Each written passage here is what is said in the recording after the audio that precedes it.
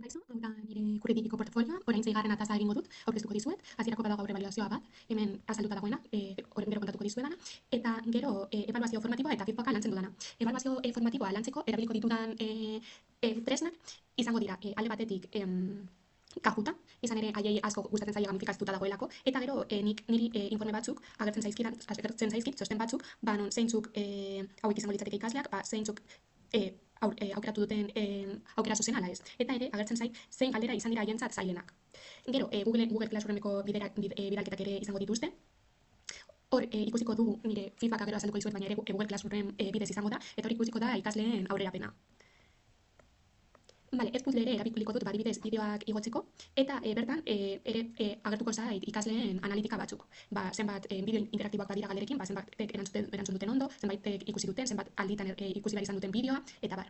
Eta informatikako gradu bat denez, nik eskatuko diet haien portfolioa GitHuben edukitzea. GitHub da informatikako portfolio digital bat edukitzeko kodigo guztia plataforma bat. Orduan, Classroomen jarriko didate GitHubeko linkak haien lanekin, eta GitHuben edukiko dute kode guztia. Gainera bertan, GitHuben ere grafikak eta haien analizia ikusti dezaket, adibidez hau nire ikasle batena da, aplikazio bat sortu zuen, eta hemen ikusten da aplikazioa zein momentuan egin duen, noiz landu duen gehiago eta noiz gutxiago. Adibidez, justu aprilaren 13an agian aste santuan edo asko lan egin zuen. Gero ja, agian ez nion ja ondo zebilela eta pizka bat gutxiago lan egin zuen, eta gero azken momentuan berriz ere asko. Informazio hau ere egokia da, haiek lantzen ari dutena ikusteko, eta zenbat denbora edo zenbat ahalegin egiten ari diren. Eta hemen ikusten da ere, zeintzuk parte hartu duten proiektu horretan, adibidez hemen bi ikasle izan dira, eta bakoitzak zer egin duen, eta komentario batekin jartzen dute. Hemen ikusi dezaket, honek, zuzentasun bat egin zuela, artxibo honetan, eta bar. Orduan, honek ematen dit informazioa, haien ebaluazio formatiboa eta jarraipena egiteko, eta nola doazen ikusteko. Eta gero, feedbacka hori kontuan hartuta, feedbacka Google Classroomen bidez izango da, hori izango dituzte haiek egin behar dituzten ariketak eta proiektuak, eta txertatuta egongo da GitHub. Orduan, nik hori ikusita gero, Google Classroomen errubikak erabiliz, baina naiz puntuatzen eta feedbacka ematen. Feedbacka esaldiekin zer egiten ari diren ondo, zer hobetu behar duten, eta ze punturaino heldu behar diren haiek jakiteko. Eta gero, horretaz aparte, Google Sheets batean, indikadore batzuk jarriko ditut, eta grafika batzuk haiek ikusteko zein puntutan dauden, eta zenbat ahalegin egin behar duten objektiboa, helburua lortzeko, eta haien helburura heltzeko edo gaitasun guztiak, ikasgaiaren gaitasun guztiak lortzeko. Eta hori izango litzateke. Orain pizka bat azkar azalduko dizuet aurre ebaluazioarena. Hasiko gara. Vale, hau da nire portfolioa, genialin egin dudana, eta gaurko bideo honetan aurre ebaluazioan erabiliko dudan tresna azalduko dizuet. Vale, hasteko nire ikaslei erronka azalduko diet, orain egingo duten erronka, eta, erronka hori mikrozerbitzuetan oinarrituta egongo da. Nire zikloa aplikazioan hitzeko garapenekoa da, goi mailakoa da, eta, hau da gaia, edo landuko dugun gaiaren galduko dugun gaia. Hemen Bizkaian, duela hilabete batzuk gure zonan, Muskizen hain zuzen ere, preton horrek ihesa bat izan zuen. Eta aire kalitatea asko jaitsi zen, kutsadura handiagotu zen, eta biztanleak ez ziren garaiz konturatu.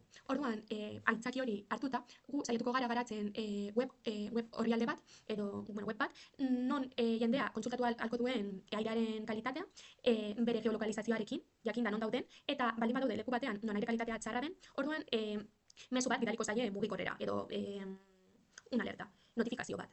Eta gainera ere kontuan izango dugu eguraldia, eta eguraldiaren datuekin eta aire kalitatearekin iari pasatuko dizkiogu datu horiek, eta iak ondorio bat aterako du. Bezeroei bizatuko zaie ondorio hori iak aterakoa dela, eta ez dela esanguratsua. Hau da, bakarrik badela ideia bat edo ikuspuntu bat, baina ez dela teknikoa, ez, baina haiek jakin dezaten edo konsultatu dezaten beste pertsonei, beste espertu batzuei nola dagoen airearen kalitatea momentu horretan.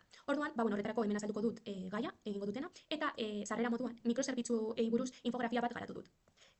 Non azaltzen den mikrozerbitzu egitura erabiltzearen abantailak.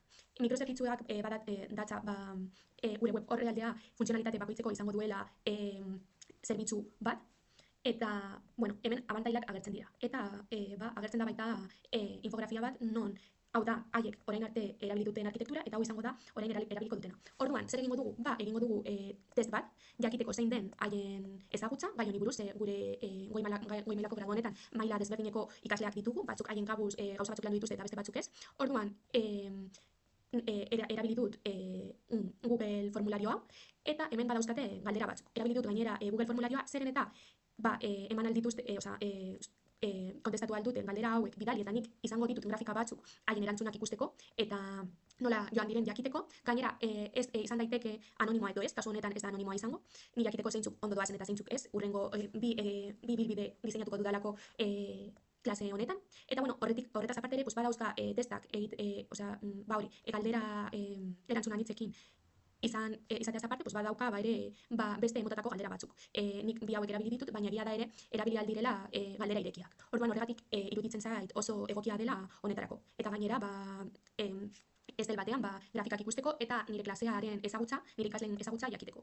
Eta horregatik erabili dut. Eta horrekin, agur.